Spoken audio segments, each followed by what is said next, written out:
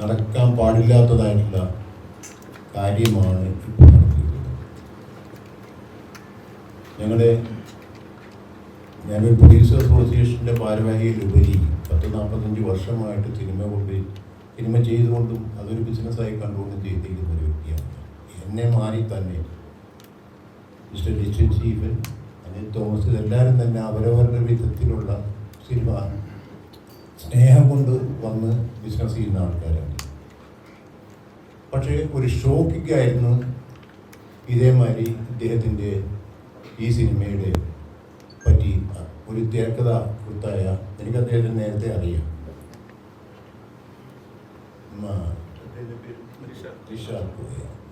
നിഷാദ് കോയ ഒരു Facebook post ഇടുന്നു. നാളെ ഇറങ്ങാൻ പോകുന്ന 1-ാം തീയതി ഇറങ്ങാൻ പോകുന്ന സിനിമയുടെ കഥ ഇതാണ്, അത് നിങ്ങൾ കണ്ടാൽ ബോധ്യമാണ് എന്നും പറഞ്ഞിട്ട് ഒരു ഫേസ്ബുക്ക് പോസ്റ്റ്, ഒരു ലോങ് ഇത് ഇമ്മീഡിയറ്റ് ആയിട്ട് തന്നെ ഞങ്ങളുടെ ഭാരവാഹികളായ ആൻഡ്രൂ ജോസഫും, അതേമാതിരി തന്നെ രാകേഷും, അതേമാതിരി തന്നെ ഫിഫ്റ്റിയിൽ നിന്ന് സോഹൻ സീനുകാർ, അദ്ദേഹം വിളിച്ച് ഇദ്ദേഹത്തിനോട് റിക്വസ്റ്റ് ചെയ്തിട്ട് മാറ്റി, ആ ഫേസ്ബുക്ക് മാറ്റി. പക്ഷെ ആ സമയം കൊണ്ട് ഏറ്റവും കൂടുതൽ ഡാമേജ്ഡ് ആയത് ഇവരുടെയൊക്കെ ഇമേജാണ്. പ്രത്യേകിച്ച് പ്രൊഡ്യൂസർ അസോസിയേഷൻ്റെ ട്രഷറിലുപരി ഞങ്ങളൊക്കെ സ്നേഹിക്കുന്ന, ഇനി അടുത്ത തലമുറയ്ക്ക് വേണ്ടി നിൽക്കുന്ന ഈ ലിസ്റ്റിൻ സ്റ്റീഫൻ എന്ന് പറഞ്ഞ അദ്ദേഹത്തിൻ്റെ പടം വളരെ മോശമായിട്ട് ചിത്രീകരിക്കുന്ന പോസ്റ്റാണ്. നിങ്ങൾക്ക് എല്ലാവർക്കും അറിയാം, ഇപ്പോൾ സൈബർ എന്ന് പറയുന്ന ഒരു മിസ്യൂസിങ്. ഈ ഒരു പോസ്റ്റിൻ്റെ അടിസ്ഥാനത്തിൽ ഈ 10 മിനിറ്റ് കൊണ്ട് അദ്ദേഹം ഇത് മാറ്റിയെങ്കിലും അത് ഷെയർ ചെയ്ത് പബ്ലിക്കിലെത്തി, പല വിധത്തിലും ഷെയർ ചെയ്ത്. ഇപ്പോൾ ഇവിടെ ഞങ്ങൾ ഫേസ് ചെയ്യുന്ന എല്ലാ ആൾക്കാരുടെ കയ്യിലും ഈ പോസ്റ്റിൻ്റെ കോപ്പി ഉണ്ടാവും. അതങ്ങനെ വന്നു കഴിഞ്ഞപ്പോഴത്തേക്കും ഒരു പ്രതീക്ഷിച്ച ഉയരത്തിലെത്തേണ്ട സിനിമ എത്താതിരിക്കുകയും, വളരെ നെഗറ്റീവായിട്ട് പറഞ്ഞുകൊണ്ട് എത്താതിരിക്കുകയും, പക്ഷേ സിനിമ ഇപ്പോൾ ഓടിക്കൊണ്ടിരിക്കുന്നു.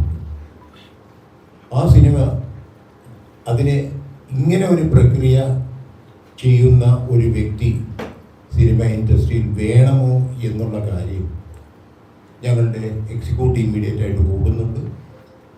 അതിൽ ചർച്ച ചെയ്തതിന് ശേഷം ഞങ്ങൾ അതിനെപ്പറ്റിയുള്ള തീരുമാനം എടുക്കുകയാണ്. എന്ന് വെച്ച് കഴിഞ്ഞാൽ ഒരിക്കലും ഒരാൾ ചെയ്യും സിമിലാരിറ്റിയൊക്കെ ഇതൊരു പ്രൊഡ്യൂസറിൻ്റെ ബാധ്യതയല്ല.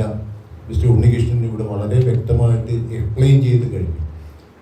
നമുക്കും ചില സിനിമകൾ നമ്മൾ വർക്ക് ചെയ്യുമ്പോഴത്തേക്കും ഒരാൾ പറയുന്ന സജഷൻ അല്ലെങ്കിൽ ഒരാൾ പറയുന്ന ഒരു കഥ നമുക്കെല്ലാം തോന്നും ഇത് മറ്റേ സിനിമയായിട്ട് സാമ്യമില്ലേ എന്ന് തോന്നും.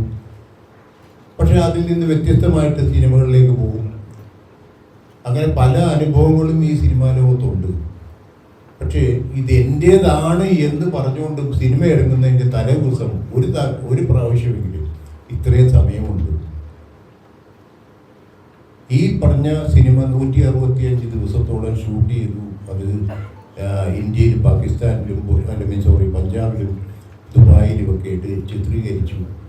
അതിന് ഇത്രയും സമയം എടുത്തു കഴിഞ്ഞപ്പോഴത്തേക്കും ഈ സമയത്ത് ഇദ്ദേഹത്തിന് തിരിച്ചറിവുണ്ടായിരുന്നുവെങ്കിൽ എന്തുകൊണ്ട് ഇവിടുത്തെ ഞങ്ങളൊക്കെ പരിചയമുള്ള ആൾക്കാരാണ്. നിഷാദ് കോയ പല മെമ്പേഴ്സിനെയും പരിചയമുള്ളവരാണ്. ഇവിടുത്തെ പ്രൊഡ്യൂസർ അസോസിയേഷൻ്റെ പ്രസിഡൻ്റായിട്ടുള്ള മിസ്റ്റർ ആൻഡ്രൂ ജോസഫിനെ വളരെ നന്നായിട്ട് അറിയാവുന്നവരാണ്. എന്നെ നന്നായിട്ട് അറിയാം. ഞങ്ങളോടൊക്കെ ഒന്ന് പരാതിപ്പെടാം. ഞങ്ങളുടെയൊക്കെ അടുത്ത സുഹൃത്താണ് മിസ്റ്റർ ലിസ്റ്റിൻ സ്റ്റീഫൻ.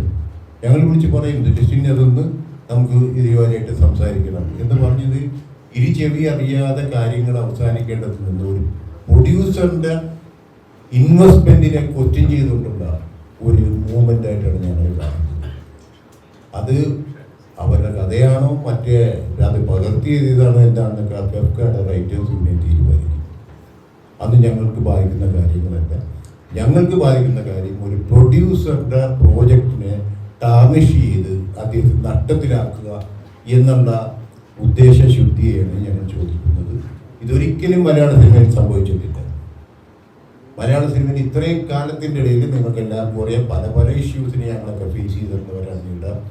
പക്ഷേ ഇങ്ങനെ ഒരു സിനിമയ്ക്ക് ഡാമേജ്ഡ് ആക്കിക്കൊണ്ടുള്ള ഒരു ഫേസ്ബുക്ക് പോസ്റ്റോ മറ്റുള്ള കാര്യങ്ങളോ അത് പടം റിലീസ് ചെയ്യേണ്ട തലേ ദിവസം പബ്ലിക്കായിട്ട് വരിക എന്നുള്ളത് ഒരിക്കലും പ്രൊഡ്യൂസർ അസോസിയേഷൻ ഉദ്ദേശിച്ചിട്ട് ക്ഷമിക്കാവുന്ന ഒരു കാര്യമല്ല എന്നാണ് എൻ്റെ personal calculation. And same time ഇതിനെപ്പറ്റി വിശദമായിട്ട് ചർച്ച ചെയ്തിട്ട് ഇദ്ദേഹത്തിന് ഇനി ഈ സിനിമയ്ക്ക് വേണം, ഇനി ഇത് നാളെ അയാൾ പറയാൻ പോകണമെന്ന് വെച്ചാൽ ഞാൻ അന്ന് പറഞ്ഞ കഥയാണ് ഇത് എന്നും പറഞ്ഞിട്ട് എൻ്റെ നിരക്ക് തിരിയും. അപ്പം അത് കാരണം ഇവിടെ ഇരിക്കുന്ന ഏത് കൂട്ടുകാർക്ക് വേണമെങ്കിലും അവർക്ക് ഞാനന്ന് പറഞ്ഞല്ലോ നിങ്ങളുടെ അടുത്ത് ഇവിടെ വെച്ച് നമ്മൾ കണ്ടല്ലോ എന്ന് പറഞ്ഞു കഴിഞ്ഞാൽ അതും വിശ്വസിക്കാൻ ആൾക്കാരുണ്ടാവും. അപ്പം ഇങ്ങനെ പ്രവൃത്തി ദൂഷ്യമുള്ള ആൾക്കാരെ നമുക്ക് സിനിമയിൽ വേണോ വേണ്ടേ എന്നുള്ളത് ഞങ്ങളുടെ എക്സിക്യൂട്ടീവ് കമ്മിറ്റി കൂടി തീരുമാനിക്കും. ഞങ്ങൾക്ക് വളരെയധികം വേദനയുണ്ട്. ഞങ്ങളുടെ പ്രത്യേകിച്ച് അത് എടുത്തെടുത്ത് പറയുന്ന വേറെ കൊണ്ടല്ല, ഞങ്ങളുടെയൊക്കെ ഇനി വരാൻ പോകുന്ന തലമുറയുടെ